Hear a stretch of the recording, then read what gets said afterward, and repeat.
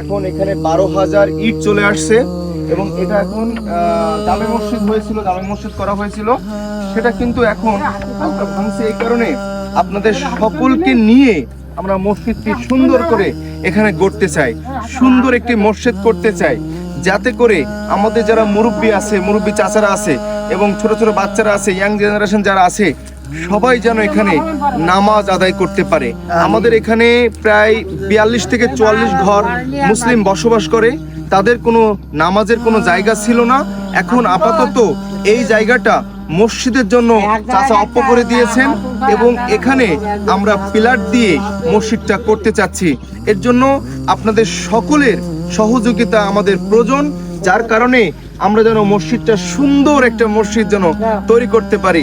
আমরা 12,000 ইট নিয়ে এসেছি, আমরা সিমেন্ট মাটি নিয়েছি এবং ওই পাশে কিছু খোয়া